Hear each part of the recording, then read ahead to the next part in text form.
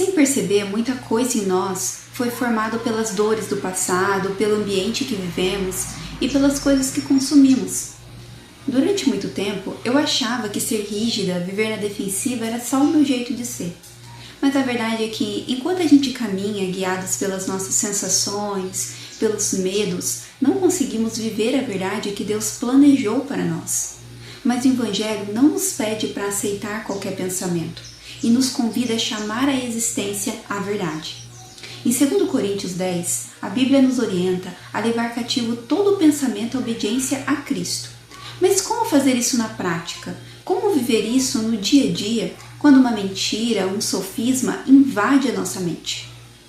A nossa mente foi desenhada por Deus, mas o trauma e a dor ensinam o nosso cérebro a se fundir com o pensamento, como se nós fôssemos o próprio pensamento. Para descolar disso, nós podemos utilizar ferramentas de desfusão cognitiva. Elas nos ajudam a cumprir esse princípio bíblico de examinar um pensamento sem ser governados por ele. Quando vier aquela frase dolorosa, eu não sou boa o suficiente, em vez de concordar ou lutar contra, eu experimento dizer, eu percebo que estou tendo o pensamento de que não sou boa o suficiente. Olha o que acontece, a frase continua ali, mas agora existe uma distância entre eu e ela.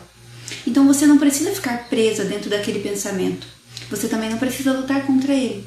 E também não precisa aceitá-lo como verdade. Você resiste. Quando o pensamento insiste, quando ele gera peso, irritabilidade, desconforto físico, nós sabemos que isso acontece mais do que gostaríamos.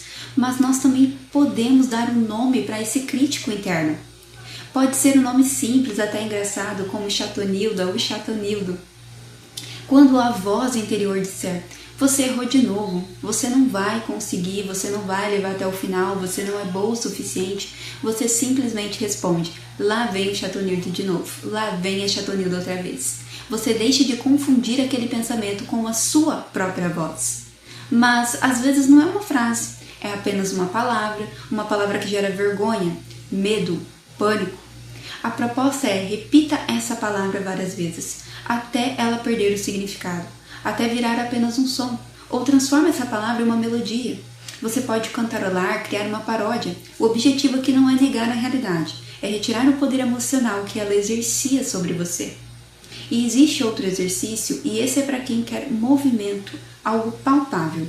Escreva numa folha do início ao fim, eu não sou boa o suficiente, ou a frase, a palavra que gera desgaste em você. Pega essa folha, coloque um peso sobre ela e tente seguir o dia segurando. Continue o seu dia, vá lavar uma louça, caminhar, usar o banheiro, observe esse incômodo e oferte com a sua voz essas palavras que você escreveu no papel para Deus. E se for aceitável para você e no ambiente que você está, queime esse papel como um ato de fé, mas só se você se sentir confortável com esse movimento.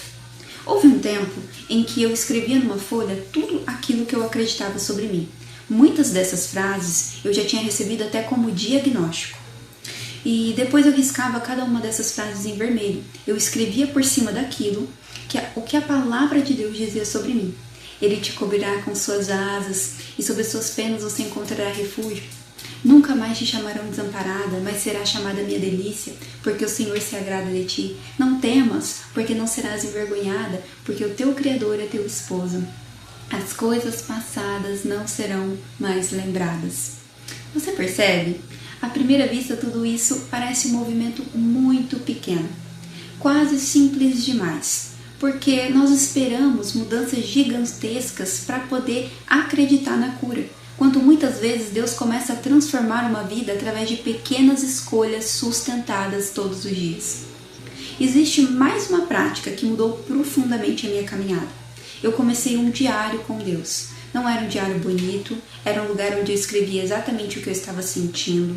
Eu escrevia minhas orações, minhas dúvidas, minhas lutas. Na verdade, eu escrevo todos os dias. A maneira como eu estava vivendo aquele dia, a maneira como eu vivo hoje, também o que o Espírito Santo ia ministrando no meu coração. Às vezes era uma direção para aquele dia, às vezes para aquela semana, outras vezes para meses ou até anos à frente. Hoje, esse já é o meu quarto diário. E eu percebi uma coisa muito bonita com Deus. À medida em que eu correspondia ao que Deus me confiava, Ele me confiava mais, porque relacionamento se constrói na correspondência.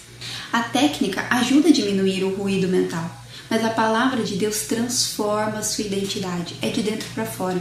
A nossa confusão geralmente acontece porque confundimos identidade com habilidade. Um bebê que nasce rei é 100% rei no primeiro segundo de vida. O sangue é dele, o direito ao trono é dele, o nome é dele. Mas ele ainda precisa aprender a falar, a andar e a governar. Da mesma forma, no momento em que o olhar do observador perfeito, Jesus, nos alcança, uma nova realidade começa a ser formada. O histórico antigo deixa de definir quem somos. A transformação foi feita na raiz. O coração de pedra era o código rígido, travado, na defensiva.